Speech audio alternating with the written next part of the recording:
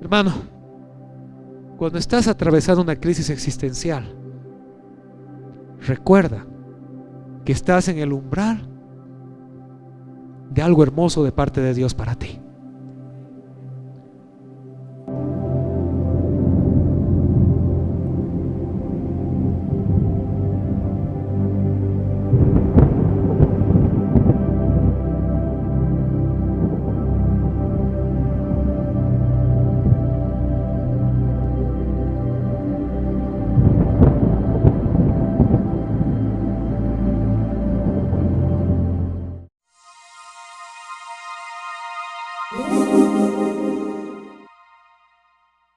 Pero entremos en el tema de hoy. El tema de hoy tiene un título un poco interesante. Se llama crisis existencial. A ver, ayúdenme para que no se duerman entre el calorcito. ¿Pueden decir conmigo crisis existencial?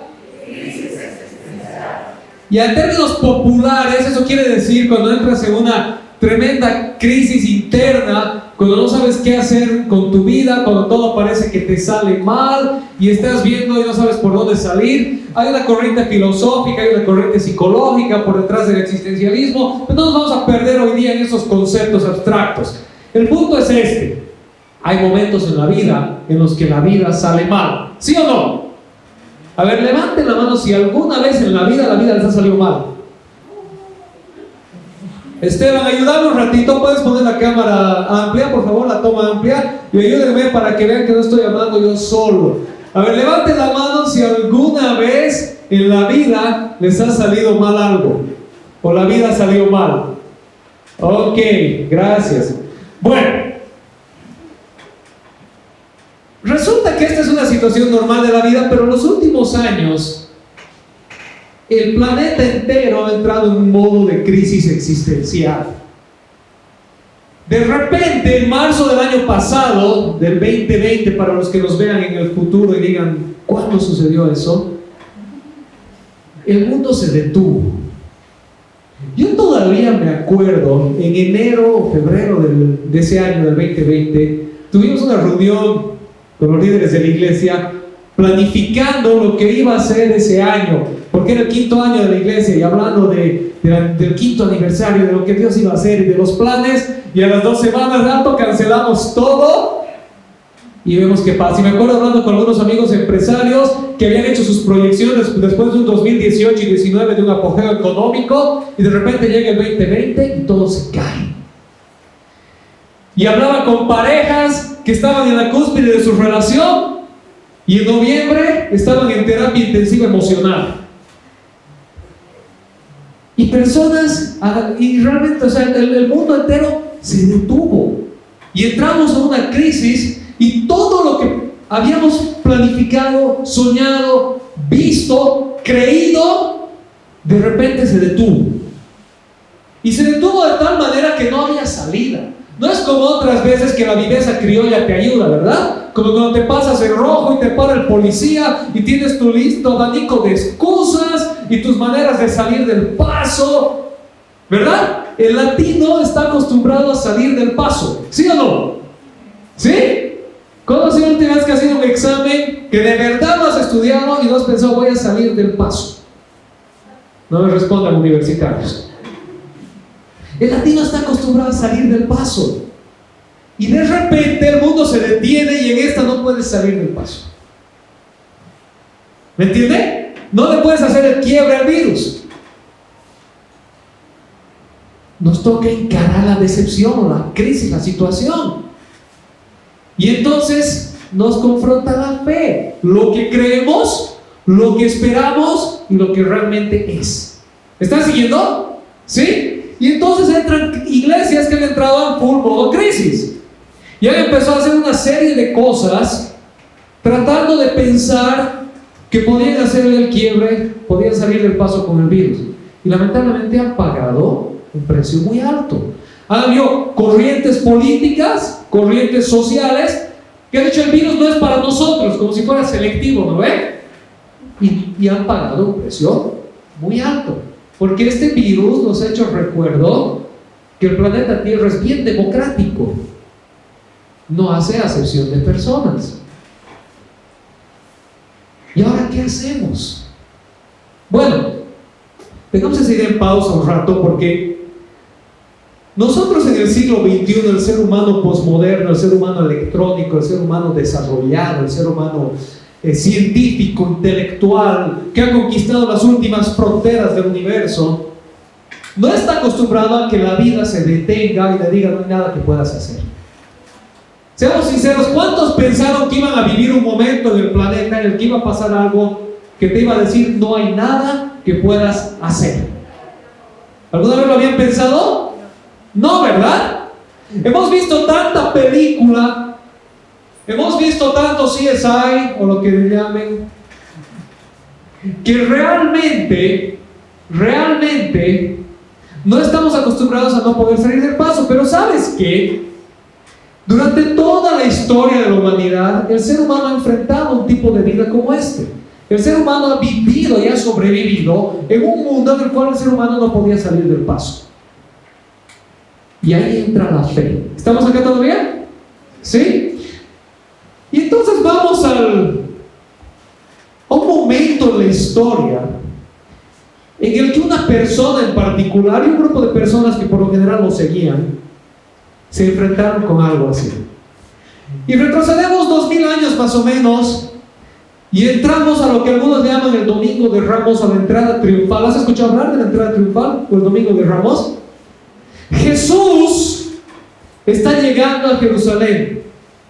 Detrás de él están sus discípulos, los apóstoles, y detrás de él está una multitud de otras personas que lo seguían. Y cuando Jesús está entrando a Jerusalén, la gente, la multitud empieza a alabar a Dios, empieza a tener mucha algarabía, empieza un ambiente de celebración y empiezan a decir: Hosana, gloria a Dios a las alturas, bendito el que viene en el nombre del Señor. Y empiezan a poner palmas y Jesús entra entrado en una figura profética sobre un burrito, la señal clara de que el Cristo, el Mesías, ahorita vamos a ver, para los que no conocen ese término, había llegado y el pueblo de Israel iba a ser restaurado. Es un momento de la mayor altura de la expectativa que uno puede tener. Todo lo que ellos habían esperado durante 400, casi 500 años, estaba sucediendo delante de sus ojos. ¿Te imaginas? ¿Te imaginas que delante de ti esté pasando lo que siempre habías esperado? ¿Te acuerdas el día que has defendido tu tesis y te han dicho sí? Y luego has entrado a tu colación. Que ese era el momento especial, ¿verdad? Lo logré. Por fin. Nunca más. ¿Sí o no? Así estaban los israelitas, los discípulos ese día. Por fin, aquí está, lo logramos. Nunca más. Esa era la misma. Imagínate tu sentimiento cuando has entrado a tu acto de colación o cuando te has salido bachiller, de victoria, de logro, de satisfacción. Ese era el sentimiento que ellos tenían, multiplicado por 2000. ¿Sí?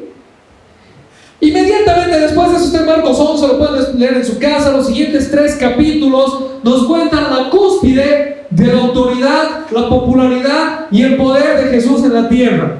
Después de la entrada triunfal, vemos a Jesús limpiando el templo, vemos a Jesús haciendo una serie de milagros, vemos a Jesús enseñando una serie de parábolas poderosas sobre la expansión del reino de los cielos, vemos a Jesús venciendo a todos sus oponentes en debates públicos. ¿Te imaginas eso? ¿Estás siguiendo al Señor? ¿Has visto la entrada triunfal? Y después de la entrada triunfal ves a Jesús entrando, pero con todo. Se va al templo y dice: esta es la casa de mi Padre, casa de adoración, y ustedes la han hecho cueva de pillos. Y agarra un látigo y lo saca volando, restaurando la presencia de Dios en Israel. Y vienen los fariseos, y vienen los saduceos, y vienen los escribas a discutir con él. Y Jesús les gana en todas las batallas. Y Jesús empieza a hacer milagros. Y Jesús empieza a hablar del reino de los cielos. Es como que saliste bachiller y no vas tú a la universidad te llama. Como que sales profesional y no buscas trabajo, el trabajo te invita. Estás en la cúspide, ¿verdad? ¿Sí? ¿Amén? ¿Estamos acá? ¿Te imaginas cómo estaban los discípulos? ¿Te imaginas cómo estaba Pedro? ¿Te acuerdas de Pedro? Pedro era emocional. De repente entramos a Marcos capítulo 14 y pasa algo raro, algo que no te hubieras imaginado. Las advertencias comienzan a llegar. Y en esta algarabía, en este auge, en este apogeo de Jesús terrenal, Jesús va a cenar a la casa de Simón, un tal Simón. Y está cenando y está charlando con ellos, y en eso entra una mujer, lo que aquí diríamos en bien cochabambino, una desubicada. Entra la desubicada y hace un escándalo en la cena. Agarra un perfume carísimo, no sé, yo no soy muy de perfumes caros, un Dolce & Gabbana, edición especial en botella de vidrio, ¿cómo se llama? De cristal de roca, ya lo que le quieran llamar. Y lo revienta a los pies de Jesús. Y se derrama delante de él y lo empieza a enjuagar con el aceite, el perfume. Y los discípulos: se ha desperdiciado. Eso podía venderse y hacerse grandes cosas con esto. La causa primero. ¿Se imaginan lo que hubiéramos hecho con ese dinero? ¿Qué le pasa?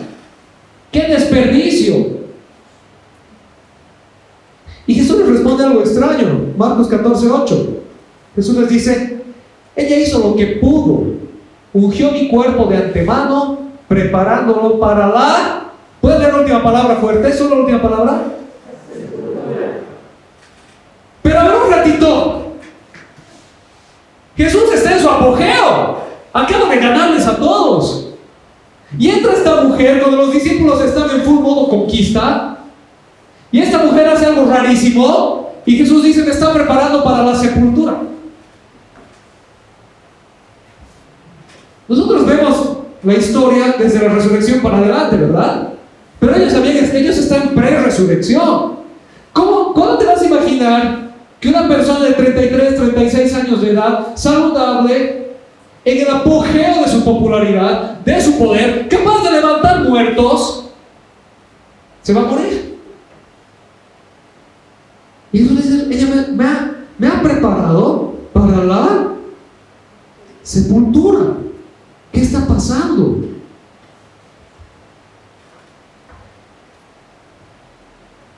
Lo que ellos no entendían era que esta mujer había realizado un acto profético. Ahora están de moda los actos proféticos, ¿verdad? Pero el de esta mujer era de verdad. Ella hizo algo que nadie más se imaginó que se podía hacer o había entendido. Jesús iba a morir y la gente no lo entendía. Y Jesús iba a morir de tal manera que en su muerte no lo iban a poder preparar para una sepultura digna. ¿Me estás siguiendo? ¿Sí? En esas épocas había un montón de rituales para una sepultura. Hoy también, ¿sí o no? Cuando alguien fallece, llamamos hoy a la funeraria. La funeraria viene y ¿qué hace? Te pide la ropa, ¿verdad? De la persona. Y lo alistan y lo preparan y lo meten al cajón y lo vedamos por una cantidad de tiempo y lo enterramos y nos despedimos. ¿Sí o no? ¿Sí? Siempre se prepara, se hace algo alrededor de una persona que ha fallecido, para recordar su vida, para mostrar respeto, para amar a la familia, ¿verdad? Jesús iba a morir de tal manera, de una manera tan violenta, tan repentina, que esto no iba a ser posible.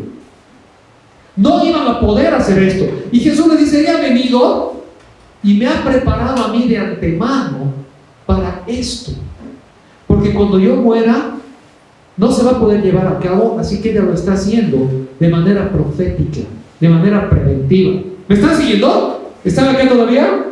¿Sí? Jesús les dice, les anuncia que él iba a morir. La Biblia nos cuenta, y esto es interesante porque es una de las pocas cosas en las que si tú lees todos los evangelios te lo cuentan exactamente igualito, así de importante es. Inmediatamente después de esta escena, Judas decide traicionar a Jesús. Judas se para y se va a traicionar a Jesús, y ahorita vamos a ver por qué. Pero antes de eso quisiera que me ayuden ahora sí a definir esta palabrita, Mesías. Jesús era el Mesías. ¿Qué era el Mesías para ellos? ¿Qué era el Mesías en sus tiempos? ¿Qué era el Cristo? Cristo y Mesías son sinónimos, por si acaso, ¿ya? Es como que no en español decimos Jesús. Ahí mi amigo Mauri que habla puro inglés dice Jesus, ¿no ve? Entonces, Jesús, Jesus son la misma palabra en otro idioma, ¿verdad? ¿Están acá? Mesías, Cristo son, Mesías está en hebreo, Cristo está en griego. En tiempos de Jesús, el Mesías era una figura esperada por los judíos de sus épocas, un rey triunfador que derrocaría las autoridades corruptas, haría grandes señales y milagros de parte de Dios, expulsaría a los invasores y restauraría el reino de Israel a su vieja gloria. Reuniría al pueblo de Israel disperso por todo el mundo. Quiero que escuchen bien, no se me distraigan y se me duerman. El Mesías era una figura triunfal. ¿Puedes decir triunfal? Victoriosa. La idea del Mesías era un tipo que iba a llegar ungido por Dios, iba a hacer milagros, iba a hacer señales, iba a hablar la palabra de Dios, la gente se iba a volcar hacia Dios, la gente iba a ver y alabar a Dios por medio de la obra del Mesías, y el Mesías iba a entrar con patada voladora, iba a limpiar el templo, y después de limpiar el templo se iba a al Sanedrín, a las autoridades corruptas, y los iba a sacar vendiendo almanaques, y luego se iba a ir con un ejército contra Roma, y le iba a ganar al César, y luego iba a restaurar el reino de Salomón, iba a traer a todos los judíos de todo el mundo. ¿Vamos acá? Esa era la idea de ellos. Ahora, ubicate en tiempo y espacio, parate en ese momento. ¿Qué acababa de hacer Jesús? Acababa de entrar al templo, ¿sí o no? Acababa de limpiar el templo. Estaba en el auge de su popularidad. Estaba debatiendo con las autoridades de la época y les estaba ganando. Estaba haciendo milagros y estaba dando palabras, enseñando sobre el reino de Dios. ¿Estaba o no estaba dentro de esta expectativa Jesús? Por supuesto que sí. ¿Y qué esperaban los discípulos? Era que se cumpla la siguiente parte. Que lo siguiente que Jesús iba a hacer era amasar su ejército e iba a ir a establecer el reino de Dios en esta tierra. Y Jesús les viene diciendo que la cosa no era así. Jesús les viene diciendo: tu expectativa del Mesías es tu expectativa, no es lo que Dios ha dicho. Porque se están olvidando, Jesús les decía reiteradas veces a los discípulos, se están olvidando que el Mesías tiene que sufrir, que su vida tiene que ser entregada al rescate por muchos, que tiene que bajar para volver a subir. Ahora te hago una pregunta: ¿cuántas veces tú tienes una expectativa y tu expectativa ha sido confrontada con la realidad? Y ahí entramos en lo que se llama negación. Porque ves la realidad, pero no la quieres aceptar, porque tienes una expectativa. Y tu expectativa es santa, es justa, es buena, es divina, y no la quieres aceptar. ¿Me estás siguiendo? ¿Sabes dónde se ve mucho esto? En las parejitas jóvenes. Cuando se pintan un Ken y una Barbie mental, y en realidad tienen un ogro, y no vamos a decir qué. Y la expectativa y la realidad están en un choque, pero ellos no. O sea, la expectativa es la expectativa y la realidad se la come el móvil, ¿no ve? ¿Sí? O con los papás, ¿verdad? Cuando tu hijo es un pandillero, malandro, maloliente, pero es tu santo palomo, ¿no ve? Es bueno. ¿Él le ha roto la nariz a su compañerito? No. ¿Él le envenenó al gato a la vecina? No. Razón debe tener nuestra expectativa versus la realidad. Nos cuesta. Ahora imagínate a los pobres discípulos, la expectativa que ellos se habían formado durante toda su cultura, su historia, su tradición, y viendo que Jesús está haciendo todo lo prometido, y de repente que entre Jesús y les diga, están equivocados, no es así. Y entonces vemos ahí, ¿qué sucede? Y esto es lo irónico. Judas le cree y se decepciona y lo traiciona. Cuando Jesús empieza a decir, me voy a morir, voy a perder, no me están siguiendo para ganar, me están siguiendo para perder, Judas le cree. Cuando Jesús dice, esta mujer me ha ungido para mi sepultura, a Judas la metáfora no se le pasa por encima. ¿Me entiende? Judas entiende la metáfora. Judas dice, este se está yendo a morir y yo no me voy a quedar con nada. Por lo menos moneditas voy a sacar de mi esfuerzo. Y lo traiciona. Los otros no le creen, porque todavía piensan que algo puede pasar, que Jesús iba a ganar. Tal vez Jesús estaba hablando metafóricamente o figurativamente, pero no puede pues Jesús perder. ¿Cómo se va a morir Jesús? No, estás equivocado. Y lo vemos evidentemente cuando Jesús dice que estaba yendo a Jerusalén para ser crucificado, y Pedro le dice, lejos está de ti, Señor, que pase tal cosa. Y Jesús lo viene y dice, apártate de mí, Satanás, me eres tropiezo. ¿Conocen esa historia? ¿Sí? Los discípulos no creían porque tenían una expectativa versus realidad. ¿Te estás identificando? ¿Sí? No en la situación de Jesús, pero en la vida. ¿Cuántas veces nos formamos expectativas y la realidad nos golpea? Y la realidad nos confronta. Y tenemos dos opciones. Y la opción de Judas fue traicionar a Jesús. Si Dios no cumple mis expectativas, entonces Dios está equivocado y yo voy a buscar cómo salir con ganancia. La de los discípulos fue decir, Señor, no entendemos, somos miopes espirituales, pero seguimos aquí estamos, tú sabes más. ¿Están acá? ¿Me están siguiendo? Bueno, entonces, después de todo eso, viene la Santa Cena.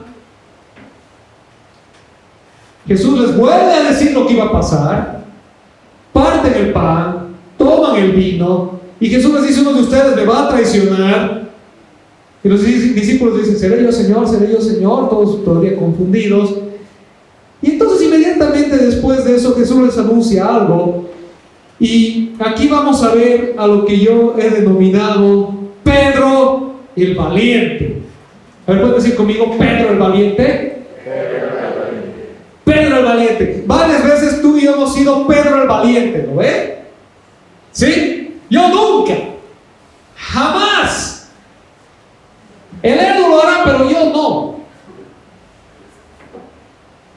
Entonces Pedro el Valiente aparece aquí. Y Jesús les está hablando, Marcos 14, 27 al 31. Todos ustedes me abandonarán, les dijo Jesús, porque está escrito, heriré al pastor y se dispersarán las ovejas. Pero después de que yo resucite, iré delante de ustedes a Galilea.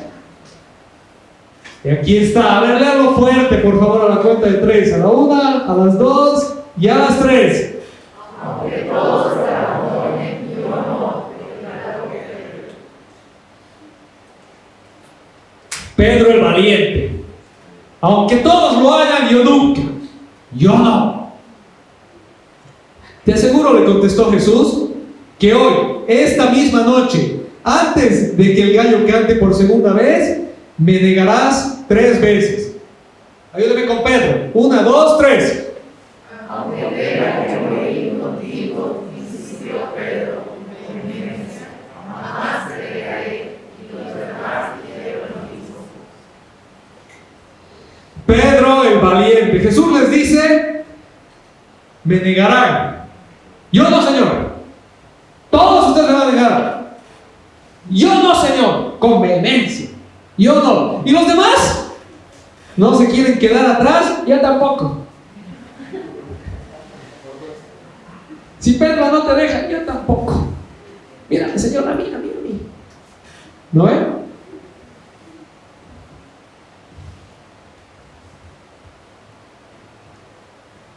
Volvamos a poner la figura de los discípulos. ¿Te imaginas la confusión mental de los pobres? Estás en el auge, en la popularidad. en la cúspide del poder, y la persona a la que estás siguiendo te dice: me voy a morir, me van a llevar, me van a apresar, voy a morir y todos ustedes se van a escapar. Y el cabecilla del grupo: no, yo no. Sí, tú también. No, yo no. Nosotros tampoco. En la mente de ellos seguían pensando que algo Jesús iba a hacer, iba a sacar un as bajo la manga, iba a sacar un conejo del sombrero. Que de repente, tal vez en el camino a la cruz, Jesús iba a abrir su boca, iba a descender del cielo una gran cantidad de ángeles y liquidar a todos sus enemigos. Ellos tenían una idea completamente bélica del reino de los cielos. ¿Me están siguiendo? ¿Sí? ¿Y qué pasa inmediatamente después de eso? Terminan de cenar, va a Getsemaní, Jesús está orando toda la noche, pidiéndole al Señor por fuerza, pidiéndole a Dios que esté ahí. Dice que los ángeles lo estaban ministrando y los discípulos roncando. Y Jesús va y los despierta: oren conmigo. Sí, mi Señor. Vuelve. Otra vez lo despierta: ya pues changos, oraremos, mañana se viene lo serio. Ya, Señor, oraremos. Como buenos cristianos del siglo XXI, ¿no ven? Oraremos, ya vamos a orar. No hay nadie. Estaban ahí roncando. Y al final Jesús decía: que se duerman nomás. Y en lo que estaba orando Jesús, llegan los soldados con Judas.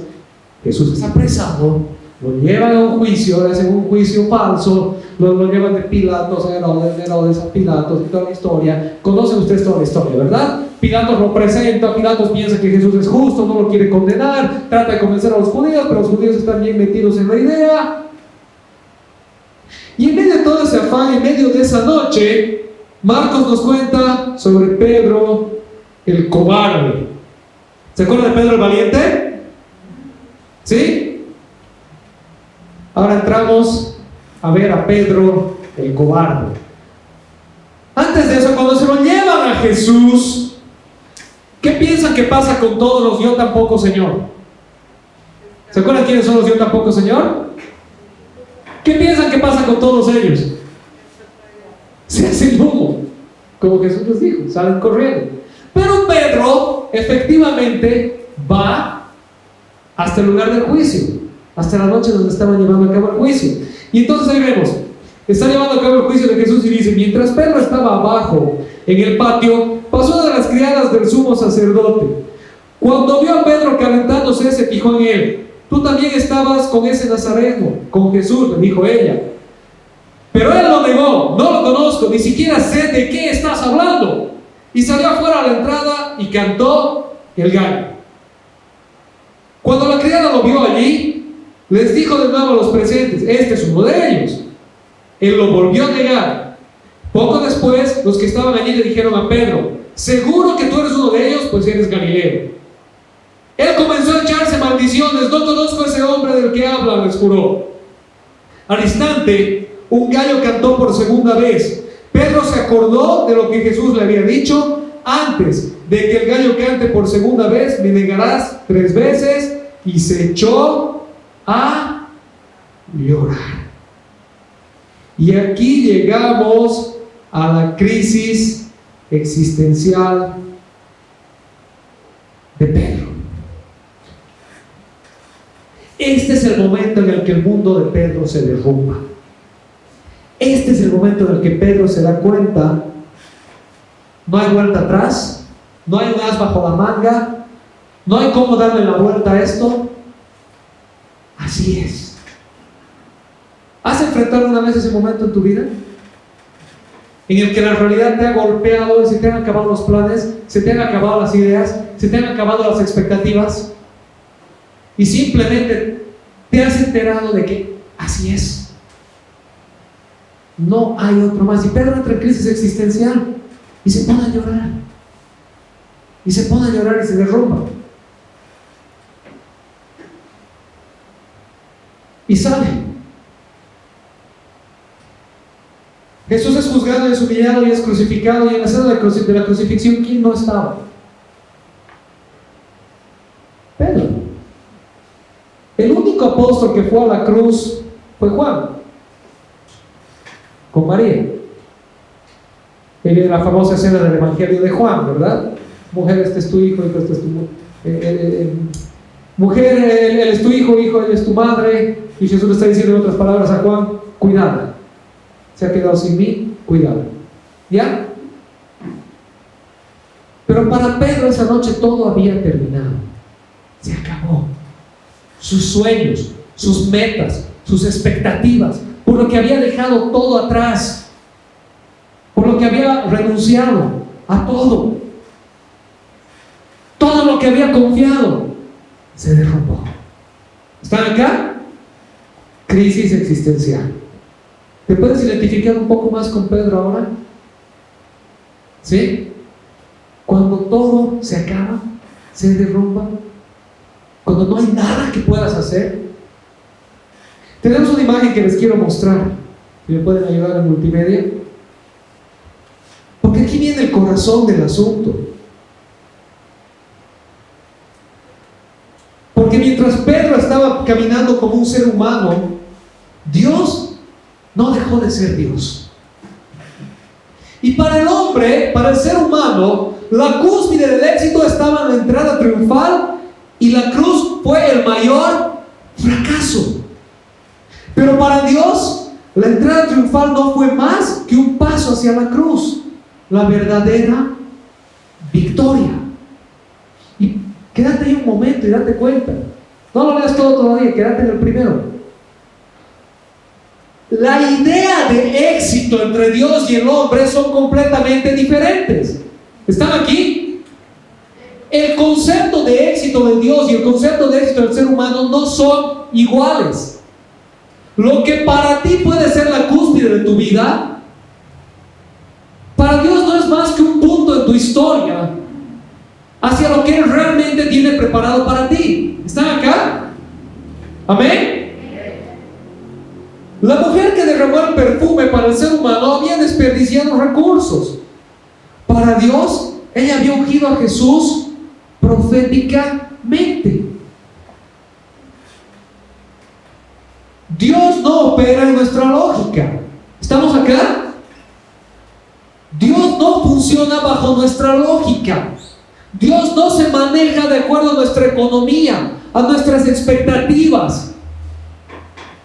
Dios se maneja de acuerdo a sus propósitos, y muchas veces sus propósitos para nosotros están ocultos hasta que se cumplen. Ahí viene el famoso versículo de Isaías que algunos repiten como loros: mis planes son más grandes que sus planes, mis caminos más altos que sus caminos, dice el Señor. ¿Han escuchado eso alguna vez? ¿Sí? Para el hombre había la esperanza de que Jesús haga algo antes de morir. Para Dios, la muerte en la cruz era lo que vino a hacer. Detente un segundo en esto. Para ellos, para los discípulos, tenían la expectativa hasta el último momento de que Jesús iba a sacar un conejo del sombrero. Pero Jesús no vino a sacar un conejo del sombrero, vino a la cruz. ¿Sí me entienden? ¿Y cuántas veces en la vida nosotros volvemos a esa misma idea? Tenemos la expectativa de que Dios saque un conejo del sombrero en nuestra vida. Y Dios te dice: no. Porque es para ese propósito para el que estás aquí. Eso es lo que le estás huyendo, eso que no quieres afrontar, eso que te parece una decepción, que te parece un fracaso, que te parece absurdo, es para lo que te he traído aquí. ¿Me estás siguiendo? Para el hombre todo había sido pérdida y fracaso. Para Dios, la verdadera victoria estaba a punto de ser revelada. Cuando todo se acabó para el hombre, cuando Pedro vio el mundo caerse y salió llorando, totalmente derrumbado, destruido, derrotado, cuando el ser humano pensó que había crucificado a Jesús, cuando Satanás pensó que había ganado la victoria, Dios tenía preparado ahí sí un as bajo la manga. Porque 3 días después, ¿qué pasó? Cristianos, fuerte. ¿Qué pasó 3 días después? Resucitó. Toda la expectativa de los seres humanos se acabó cuando Jesús no hizo lo que ellos querían. Pero Jesús no vino a hacer lo que ellos querían. Jesús vino a hacer la voluntad del Padre, la voluntad del Hijo y la voluntad del Espíritu Santo, que eran redimir a la humanidad, restaurar su relación con nosotros, rescatarnos del poder de la muerte y el pecado. Y en la cruz Jesús lo hizo. Y cuando todo era fracaso, cuando Satanás estaba celebrando y cuando el mundo se olvidó de un Mesías más, Jesús resucita. Jesús resucita. Y Jesús dice: no es a tu manera, no es en tu tiempo, no es en tus expectativas, es en mí. ¿Me están siguiendo? ¿Están acá? ¿Amén? Entonces vemos la escena de la resurrección. Cuando pasó el sábado, María Magdalena, María la madre de Jacobo y Salomé compraron unas especies aromáticas para ir a ungir el cuerpo de Jesús. ¿Te acuerdas? A Jesús lo enterraron tan de golpe que no pudieron hacer los rituales de un entierro. Esta otra mujer lo había ungido proféticamente. Pero las mujeres, ¿dónde están las mujeres? Levanten la mano, mujeres. Las mujeres, hombres, denles un aplauso a las mujeres, por favor. Porque cuando Pedro y los 12 se habían hecho humo, ¿quiénes fueron al día siguiente a hacer los rituales? Las mujeres. Valientes, llenas de fe, que no se escaparon ante la derrota. ¿Sí o no? A ver, pónganse la mano al pecho. ¿Quién maneja? ¿Quién tiene más fortaleza emocional cuando el mundo se derrumba? Muchas veces las mujeres. ¿Sí? Cuando tú te ves como un fracasado, tu mamá, tu esposa, muchas veces tu hija, es la que está ahí para levantarte, para escucharte. ¿Sí o no? Dios las ha diseñado con una gracia diferente. Las mujeres. Entonces las mujeres van, y muy de mañana, el primer día de la semana, apenas salido el sol, se dirigieron al sepulcro. Iban diciéndose unas a otras: ¿quién nos quitará la piedra de la entrada del sepulcro? Porque no hay hombre que venga con nosotros a mover la piedra, bola de que se han hecho humo. Pues la piedra era muy grande, pero al fijarse bien se dieron cuenta de que estaba corrida.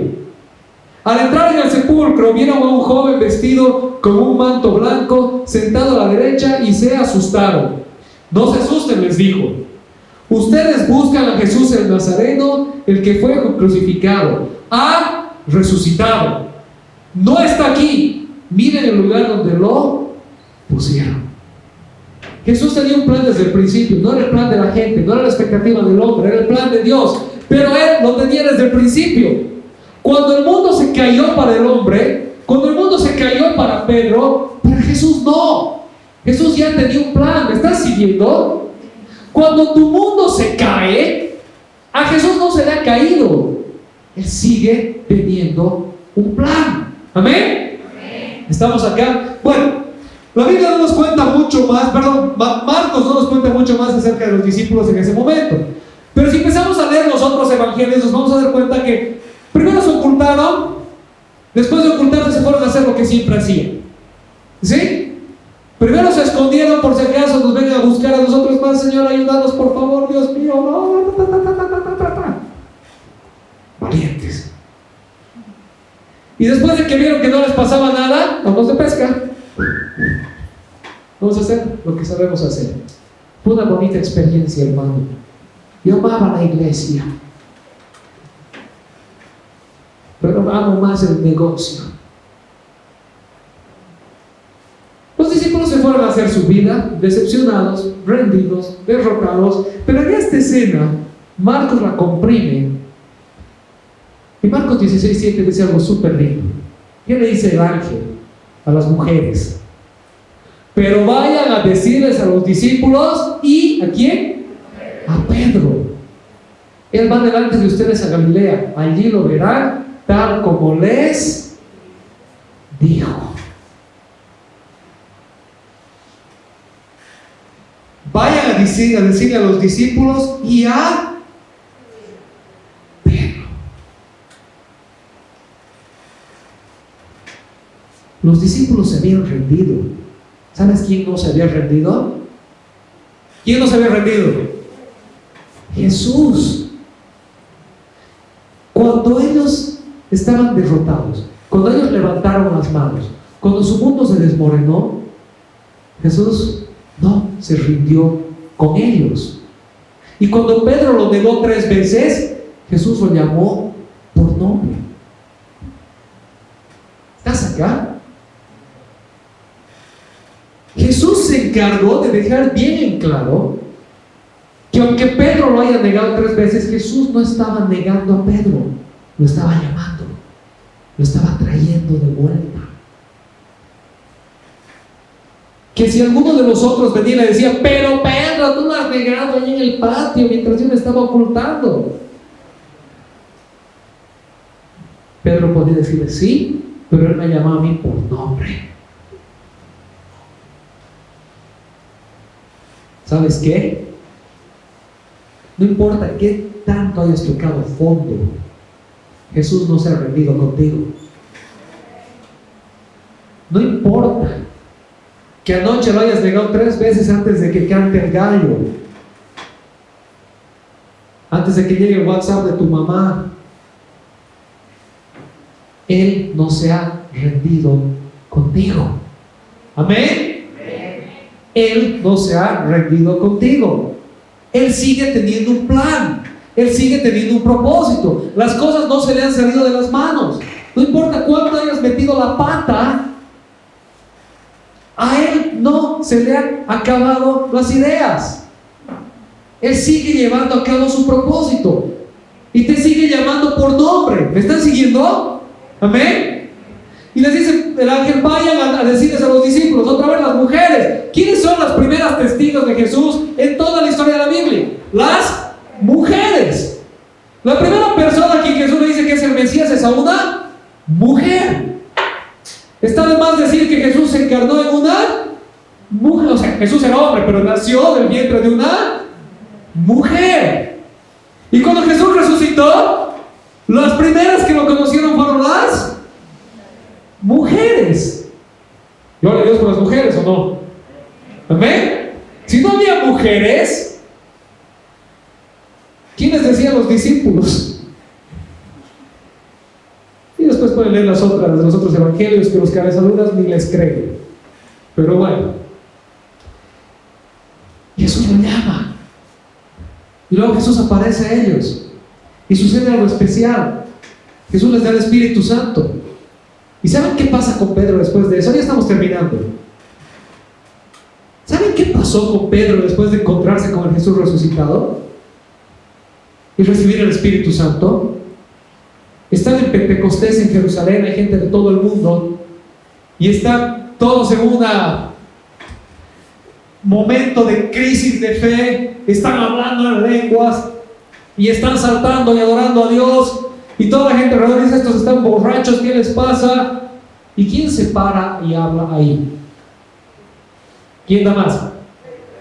Pedro. Pedro se para y predica el Evangelio. Y empieza a predicar. Y empieza a hacer señales de poder. Y lo llevan ante el concilio y lo latiguean. Y Pedro sale contento y lo meten a la cárcel. Y un ángel lo saca. Y al final llega a Roma y en Roma lo crucifican de cabeza. Quiero que me entiendas esto. Ese mismo Pedro que se había acobardado y había salido corriendo antes de la cruz, después de encontrarse con el Jesús resucitado, va a la cruz por su fe. Ya no era más cobarde, porque había conocido y había aprendido a confiar en el plan de Dios. ¿Están acá?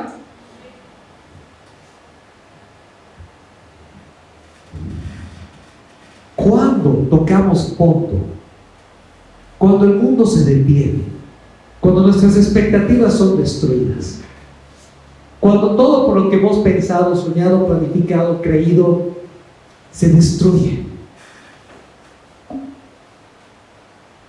Ese es el momento fundamental en el que Dios se quiere encontrar contigo. En el que terminamos de entender que Dios no va a operar ni va a funcionar en base a mí, que yo necesito aprender a obrar y funcionar en base a Él. Y ese momento, cuando estamos en el fondo del pozo, es cuando Jesús te llama por tu nombre y te dice: a ti también te he escogido. Yo no te he abandonado, yo no me he dado por vencido contigo. Ahora sí, dame la mano y vamos. Ahora sí, dame la mano y aprende a confiar en mí. Amén. Y cuando te encuentres con ese Jesús resucitado, que te levanta del abismo y te encamina, nunca más vas a volver atrás. Nunca más vas a volver atrás. Voy a cerrar con algunos puntos de conclusión, pero antes solo quiero que esto no se te escape por encima, que no se te pase así como a los discípulos les pasaba por encima. Mientras Pedro y los discípulos seguían a Jesús, según Pedro y los discípulos pensaban que Jesús iba a orar, Pedro y los discípulos iban camino al fracaso y a la decepción. ¿Me estás siguiendo? Cuando Pedro y los discípulos aprenden a seguir a Jesús, no en base a lo que ellos querían, creían o pensaban, sino en base a lo que Él les dijo, Pedro y los discípulos nunca más se echan para atrás. Pedro y los discípulos avanzan de la mano del Señor y eventualmente, en base a la predicación de ellos, el mundo entero es transformado. Amén. Ahora tú y yo, la primera pregunta es esta: ¿estás siguiendo a tu Dios? ¿Estamos siguiendo a Dios en base a nuestras ideas, nuestros objetivos, nuestros estereotipos, nuestros paradigmas? ¿O hemos aprendido a seguir a Dios en base a Él, a sus ideas, sus propósitos, sus planes? Cuando podamos encontrarnos con ese Cristo resucitado, aprender a confiar en Él, entregarnos a Él, amarle a Él y decir: aunque, Señor, el mundo se ha detenido, todo mi mundo se ha derrumbado, yo sé que tú tienes un plan. Yo sé que tú estás en control. Yo sé que las cosas no se te han escapado a ti de las manos. Ese momento nos vamos a levantar como Pedro en Pentecostés y vamos a proclamar al mundo que Él está vivo, que Él es real. ¿Quieres que Bolivia cambie? ¿Quieres que tu familia cambie? ¿Quieres que nuestro entorno cambie? Solo va a cambiar cuando la iglesia se levante proclamando a Cristo. Pero no a la idea que la iglesia tiene de Cristo, sino a Cristo. A Cristo resucitado, a Cristo poderoso, a Cristo en tu vida y en la mía. A Cristo que cuando el mundo se cae, tú no te caes, ya no te caes, porque tienes fe, porque tu vida está en sus manos, porque sabes que mientras Dios te tenga en este mundo no te va a abandonar, y cuando tu tiempo en este mundo se acabe no hay nada que puedas hacer para quedarte, y te vas a ir con Él a su presencia en paz. Amén. ¿Estamos acá? Algunas lecciones, con eso vamos a terminar. Lo que para el ser humano es un fracaso, para Dios es simplemente el preludio de algo grande. ¿Pueden ponerse de pie para que no nos durmamos? Lo que para el ser humano es un fracaso, para Dios es simplemente el preludio de algo grande.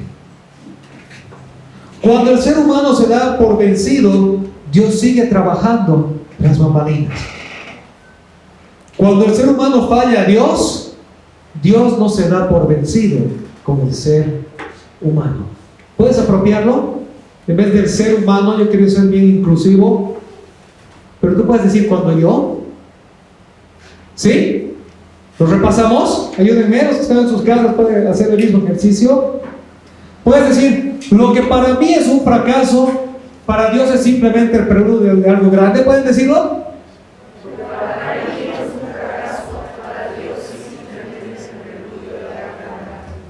Cuando yo me doy por vencido, Dios sigue trabajando tras bambalinas. Les toca.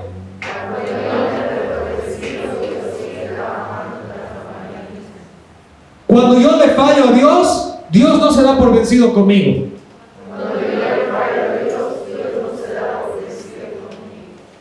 Cuando atravieso una crisis existencial, puedo confiar que Dios no está en crisis y que Él tiene un plan.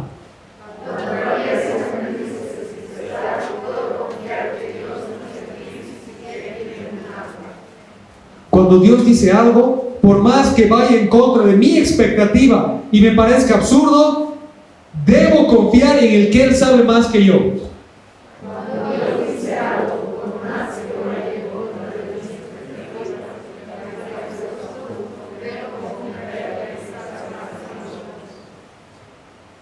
Pedro en sus fuerzas terminó por negar a Jesús y huir, pero Pedro en el poder del Espíritu Santo pudo dar su vida por Cristo. Su ministerio cambió el mundo para siempre. ¿Pueden leerlo este?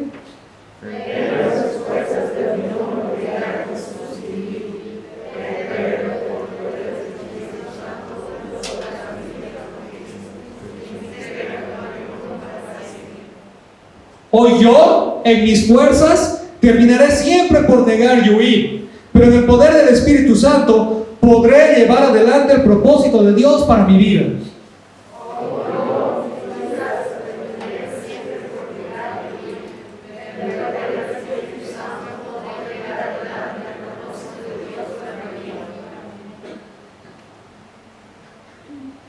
Hermano, cuando estás atravesando una crisis existencial, recuerda que estás en el umbral de algo hermoso de parte de Dios para ti.